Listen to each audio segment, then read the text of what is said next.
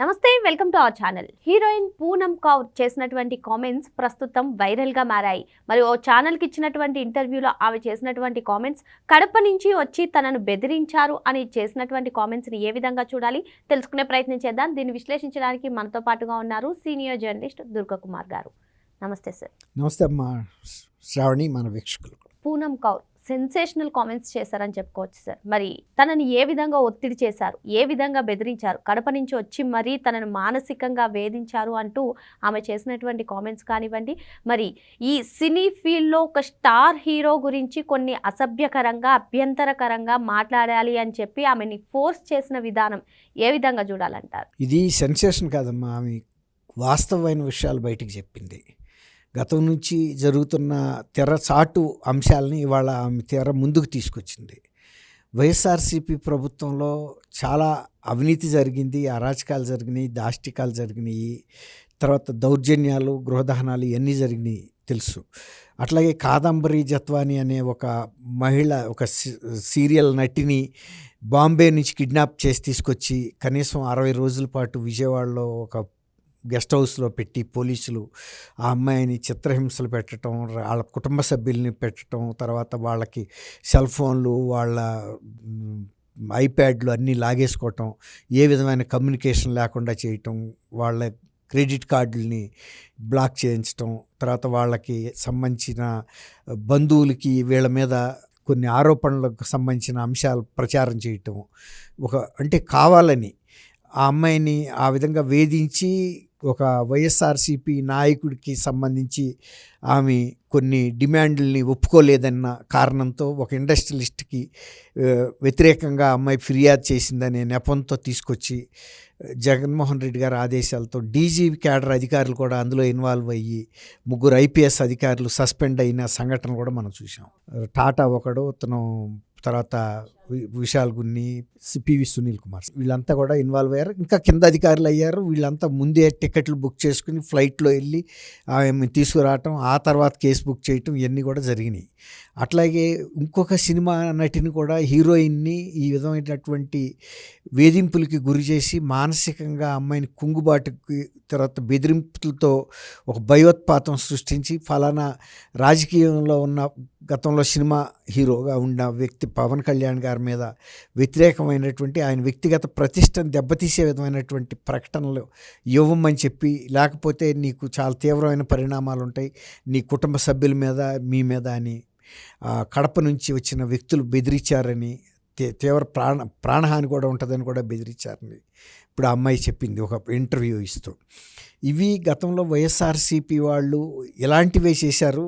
వైఎస్ఆర్సీపీ వాళ్ళు చేసినందుకు దీనికి ఎవరు కూడా ఆశ్చర్యపోవట్లేదు. కాకపోతే ఏంటంటే ఆ అమ్మాయిని అడ్డు పెట్టుకుని రాజకీయ ప్రత్యర్థుల యొక్క ప్రతిష్టను మంటగలిపి వాళ్ళని రాజకీయంగా దెబ్బతీయటానికి చేసిన ఈ ప్రయత్నం. అలాగే వివేకానంద రెడ్డి గారి హత్యను అడ్డం పెట్టుకుని చంద్రబాబు నాయుడు గారిని, లోకేష్ గారిని, తర్వాత ఆదినారాయణ రెడ్డి, బీటెక్ రవి, ఇలా రాజకీయ ప్రత్యర్థుల్ని అట్లా దెబ్బతీయటం. అంటే మీరు అన్నట్టుగా సార్, అంటే ఎన్నికలు వస్తున్నాయి అంటే ఒక ఎత్తుగడతో ముందుకు వెళ్ళడం ఎంతవరకు కరెక్ట్? హామీలు ఎలాగే ఇస్తున్నారు కదా, హామీలు కాకుండా ఇప్పుడు మీరు చెప్పినట్టు 2019లో వివేక మర్డర్ కేసు, ఇప్పుడు 2024 ఎలక్షన్స్ ముందు ఇటువంటి సెలబ్రిటీస్ని ముందు పెట్టి వాళ్ళని కూడా ఒత్తిడి చేసి ఎంతవరకు కరెక్ట్? ఇది కరెక్టా కాదనే అంశం కాదు ఇక్కడ. రాజకీయంగా ప్రయోజనం పొందాలి, మనం అధికారంలోకి రావాలి, ఎవరి జీవితాలు ఏమైపోతే మనకెందుకు అని. నిజానికి ఆ అమ్మాయి పూనమ్ కౌర్ అంటే మనం ఈ చర్చా వేదికలో చెప్పొచ్చో లేదో కానీ, పోసాని కృష్ణమురళి ఆ అమ్మాయి గురించి చేసిన కొన్ని అసభ్యకరమైనటువంటి అభ్యంతరకరమైన వ్యాఖ్యల మూలన ఆ అమ్మాయికి కుదిరిన వివాహ సంబంధం కూడా చెడిపోయిందంటే ఆమె వ్యక్తిగతంగా ఎంత నష్టపడింది, ఎంత క్షోభపడింది. ఒక మహిళా జీవితాలతో కూడా వీళ్ళు ఆడుకున్నారు వాళ్ళ రాజకీయం కోసం. అలాగే కాదంబరి జత్వాని కేసు విషయంలో కూడా ఆ అమ్మాయిని ఎంత క్షోభ పెట్టారు. ఆమె ఈ వైఎస్ఆర్ ప్రభుత్వం ఉన్నంతకాలం ఆంధ్రప్రదేశ్ వైపు తొంగి కూడా చూడటానికి కూడా ఆమె సాహసించలేకపోయింది.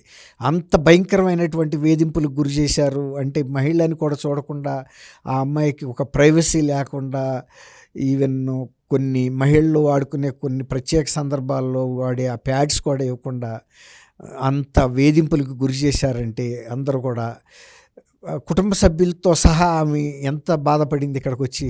అంటే సార్ ఇక్కడ ఇంకో అంశం, కూటమి ప్రభుత్వం అధికారంలోకి వచ్చిన తర్వాత రాష్ట్రంలో మహిళలకే రక్షణ లేకుండా పోయిందంటున్నారు వైసీపీ నేతలు. మరి ఇప్పుడు పూనం కౌర్ కానివ్వండి, మీరు చెప్పినటువంటి కాదంబరి జత్వాని కానివ్వండి, వారికి జరిగిన అన్యాయాన్ని వాళ్ళు బహిరంగంగా చెప్పుకుంటున్నారు. ఈవెన్ పూనం కౌర్ ఆ ఛానల్లోనే చెప్పారు, ఓన్లీ నా కుటుంబ సభ్యులకు మాత్రమే చెప్పుకుందాం అనుకుంటున్నాను, మొదటిసారిగా నేను బహిరంగంగా చెప్తున్నానని. ఏంటి మరి మహిళలకు రక్షణ ఎప్పుడు లేదు? అంటే ఎంత ఘోరంగా ఆ అమ్మాయిని బెదిరించారంటే, బ్లాక్మెయిల్ చేశారంటే, పవన్ కళ్యాణ్ గారిని కనుక నువ్వు తిట్టకపోతే ముందేమో డబ్బులు ఆశ చూపించారు, తర్వాత పదవి ఆశ చూపించారు, లేదంటే నీ మీద ఏదైనా మేము దాడి చేస్తామని చెప్పారు. ఆఖరికి ఆ అమ్మాయి ఫోటోల్ని, నగ్నంగా ఉన్న ఫోటోలను కూడా మేము అప్లోడ్ చేస్తాము సోషల్ మీడియాలో అని కూడా బెదిరించారు. అది ఎంత తీవ్రంగా క్షోభపడి ఉంటుంది. ఇప్పుడు ఆమె మింగగలిగిన అంశం కాదు, కుటుంబ సభ్యులతో చెప్పుకుంటే కనీసం ఓదార్పు దొరుకుతుందని ప్రయత్నించింది. ఎందుకంటే ఒకవేళ వాళ్ళు ఆ రోజు అప్లోడ్ కూడా చేసి ఉండేవాళ్ళే, చేసిన కనీసం కుటుంబ సభ్యులకు ముందే చెప్పింది కాబట్టి కనీసం వాళ్ళన్నా మిస్అండర్స్టాండ్ చేసుకోకుండా ఉంటారు, తప్పుగా అర్థం చేసుకునే అవకాశం ఉండదు. లేకపోతే కుటుంబాల నుంచి కూడా వెళ్ళేసినప్పుడు వాళ్ళకి ఏమి ఆత్మహత్య శరణ్యం అవుతుంది. అట్లాంటి పరిస్థితిని ఆ అమ్మాయికి తీసుకొచ్చారంటే, ఒక సినిమా హీరోయిన్కి ఆ పరిస్థితి అంటే ఇక మామూలు వాళ్ళు ఏ విధంగా. వాసిరెడ్డి పద్మ గారిని ఆ రోజుల్లో మహిళా కమిషన్ చైర్పర్సన్గా ఉంది, ఆ టైంలో జగన్మోహన్ రెడ్డి గారు అపాయింట్ చేశాడు. ఆమె కూడా చెప్పింది, జగన్మోహన్ రెడ్డి గారికి మానవత్వం లేదు, మహిళలకి పట్ల ఎటువంటి అకృత్యాలు జరిగినా కనీసం ఆయనతో చెప్పి అధికారులకి తగిన ఆదేశాలు ఇప్పిద్దామని ప్రయత్నిస్తే ఇలాంటి విషయాలు నా దగ్గరికి ఎందుకు తీసుకొస్తావు నువ్వు, అది ఏమన్నా నాకు ఉపయోగపడే అంశమా, నాకేమన్నా లాభం వచ్చే అంశమా అని కూడా ఆమెని తీవ్రంగా మందలిచ్చేవాడని కూడా చెప్పింది. అంటే ఆమె ఒక సంగతి చెప్పింది, చెల్లెల పట్ల తల్లి పట్ల కూడా ఆయన ఏ విధమైనటువంటి ప్రేమాభిమానాలు కానీ ఆత్మీయత అనురాగాలు కానీ ఉండవు. ఆయన మహిళలకంటే అసలు పట్టించుకోడు. ఎందుకు ఇది చెప్పాల్సి వస్తుందంటే, రోజా సినిమా యాక్టర్ ఆమె కూడా, మరి వాళ్ళ నాయకురాలు కూడా ఏదన్నా మహిళల మీద గనక అఘాయిత్యం జరిగితే గన్ కన్నా ముందు జగన్ వస్తాడని చెప్పింది. అదే జగన్ను అనేక రకాలైనటువంటి మహిళల మీద దాష్టికాలు, దౌర్జన్యాలు, రేపులు, హత్యలు జరిగితే కనీసం ఒక ఖండన లేదు, పోలీసు అధికారుల్ని గట్టి చర్య తీసుకోమని ఆదేశం కూడా చేయటానికి కూడా ఆయన మనస్కరించాల. ఒక ముఖ్యమంత్రిగా అది చిన్న విషయం, ఆయనకి చేస్తే కనీసం పోలీసులు శ్రద్ధపడతారు. అట్లా మహిళా కమిషన్ అధ్యక్షురాలుగా ఉన్న పద్మ గారు ఎంత పోరాటం చేసినా పైనుంచి గ్రీన్ సిగ్నల్ లేకపోవడంతో ఆమె ప్రయత్నాలు కూడా ఉపయోగం లేకుండా పోయిందని చెప్పి ఆమె ఆ పదవికి కూడా రాజీనామా చేసి బయటకు వచ్చి స్వయంగా చెప్పేసింది. ఇలాంటి వ్యక్తి జగన్మోహన్ రెడ్డి, ఆయన కింద ఎప్పుడైనా మారతాడేమో అని అనుకున్నాను. అసలు ముందులో చేరినప్పుడు కూడా కొంచెం యువకుడు కదా, మంచి పరిపాలన ఇస్తాడు, స్వచ్ఛత ఉంటుంది, పారదర్శక ఉంటుంది, నిజాయితీ ఉంటుంది అనుకున్నాను. నేను ఆశించిన ఏది ఆ ప్రభుత్వంలో లేదని చెప్పింది. అటువంటి జగన్మోహన్ రెడ్డి గారు చెందిన పార్టీ కార్యకర్తలు, అందున కడప జిల్లా వాళ్ళు ఆ పూనం కౌర్ని ఆ రకంగా వేధించి ఆత్మహత్యకి పురిగొల్పే స్థితికి తీసుకెళ్లారు అమ్మాయిని. ఏదైనా మహిళలు తట్టుకోగలుగుతారు, కానీ వాళ్ళ నెకెడ్ ఫోటోల్ని సోషల్ మీడియాలో అప్లోడ్ చేస్తామంటే ఇక అంతకన్నా ఏ మహిళ కన్నా జీవితంలో ఒక రంపపు కోత ఏముంటుంది. ఇప్పుడు జరిగిన తర్వాత ఇక అమ్మాయి ఎన్ని చెప్పినా ఎవరు కూడా నమ్మరు. వాళ్ళు రాజకీయం కోసం ఎవరినైనా బలి పెడతారనే దానికి ఇప్పుడు పోసాని కృష్ణమురళి ఆయన ఒక రైటరు, అవతల ఒక మహిళ మీద తెలిసి తెలవకుండానే అంత మాట మాట్లాడితే ఫలానా, ఇప్పుడు నీకు పవన్ కళ్యాణ్ గారి మీద రాజకీయ విభేదాలుంటే ఆయన్ని విమర్శించవచ్చు, ఆయనకి నువ్వు ఎవరో మహిళకి నువ్వు ముడిపెట్టి విమర్శలు చేస్తే ఆ అమ్మాయి జీవితం ఏమవుతుంది, అయిపోయింది కూడా. ఇప్పుడు అది కూడా చెప్పేసింది. ఇప్పుడు అంత మరి అది వాళ్ళ కుటుంబ సభ్యులకి ముడిపెట్టి ఎందుకు చెప్పాలా, అది ఎవరో కన్న పిల్ల కాబట్టి ఆ అమ్మాయిని బలిపెట్టారు రాజకీయం కోసం. ఇప్పుడు ఆమె జీవితాన్ని తిరిగి తెచ్చుకోగలుగుతుందా? ఒక స్నేహితుడితో పెళ్లి చేసుకోవడానికి నిశ్చితార్థం పెట్టుకుని అది రద్దు అయిన తర్వాత ఇక ఆ పిల్లాడి మనసు మారుతుందా? అతను వద్దనుకుని వదిలేసుకున్నారు. ఆమె జీవితంలో ఎంత షాక్కి గురైంది, ఆమె తప్పుందా అందులో? వీళ్ళ రాజకీయం కోసం అట్లా వీళ్ళిద్దరు సెలబ్రిటీస్ కాబట్టి బయటకు వచ్చినాయి. ఇలాంటి గ్రామ స్థాయిలో వాలంటీర్స్ కూడా చేశారు. ఆ వాలంటీర్సే నా బలం అనుకున్నాడు జగన్మోహన్ రెడ్డి. ఇలాంటి పనులు చేయటం వలన ఏ గ్రామాల్లో కూడా ఇంత వ్యతిరేకత వచ్చిన కారణం ఏంటంటే వాళ్ళ కాళ్ళు ఇచ్చారు. వాళ్ళ పార్టీ కార్యకర్తలని సెలెక్ట్ చేసి వాలంటీర్లుగా వాళ్ళకి విశేషమైన అధికారాలు ఇచ్చి ఈవెన్ ఎమ్మెల్యేలని కేర్ చేయాల్సిన అవసరం లేదు, మీరు సర్పంచ్లను కేర్ చేయాల్సిన, మండల అధ్యక్షుని కేర్ చేయాల్సిన అవసరం లేదు, మీరు డైరెక్ట్గా నాతో ఫోన్లో మాట్లాడొచ్చు అని ఒక భ్రమ కల్పించాడు. అది వాళ్ళు కూడా ఊళ్ళో అట్టా ఎస్టాబ్లిష్ చేసి వీళ్ళే పవర్ అంతా అనిపించారు. కొన్నిసార్లు ఈవెన్ రామనారాయణ రెడ్డి గారు లాంటి ఒక సీనియర్ నాయకుడు వాలంటీర్లని మీ సహాయం లేకుండా మేము ఎమ్మెల్యేలు కూడా కాలేమయ్యా అన్నాడంటే వీళ్ళు ఎంత పవర్ ఆస్వాదించారు, లేని అధికారాలను ఉపయోగించుకున్నారు, లేకపోతే ఎలాంటి భ్రమలు కల్పించారు సమాజంలో. బెనిఫిషరీస్ దగ్గరికి వెళ్ళి జగన్మోహన్ రెడ్డి వ్యక్తిగతంగా పంపిస్తున్నాడు ఆయన సొంత డబ్బులని వీళ్ళు ప్రచారం.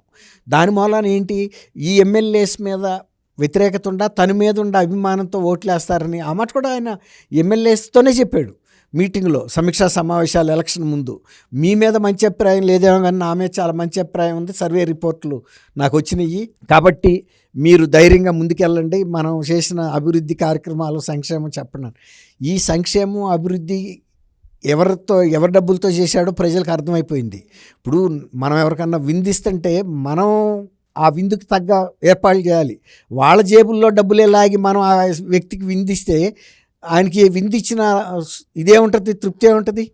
సేమ్ ప్రజలు కూడా అర్థం చేసుకుంది ఏంటంటే మన పేరు మీద అప్పులు తీసుకొచ్చి రాష్ట్ర ప్రభుత్వం తరఫున వాళ్ళు తినగా మిగిలిన ఎంగిలి మెతుకులు మాత్రమే మనకు వేసాడనేది వాళ్ళు పూర్తిగా అర్థం చేసుకున్నారు. ఓహో బిడ్డ నువ్వు ఇంత తెలివి వస్తే మాకు తక్కువ ఉందా అని చెప్పి వాళ్ళు ఇలాంటివన్నీ తీసి పక్కన పడేసి నువ్వు ఒక అధికారంలోకి రావడానికి వీలు లేదని ఒక శిలాశాసనం, మరణ శాసనం రాశారు. దాంతో ఇవాళ అసెంబ్లీకి కూడా వెళ్లకుండా గిల్లగిలా కొట్టుకుంటున్నాడు.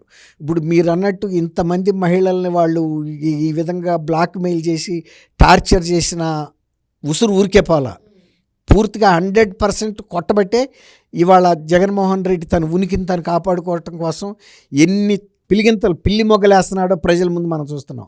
కాసేపుకి మాటలు మారుస్తున్నాడు, ఇంకా తను ఆ కొద్దిపాటి విశ్వసనీయత కూడా కోల్పోతున్నాడు. మరో అంశంతో మళ్ళీ కలుద్దాం. Thank you sir. Thank you Sravani, మన వీక్షకులు.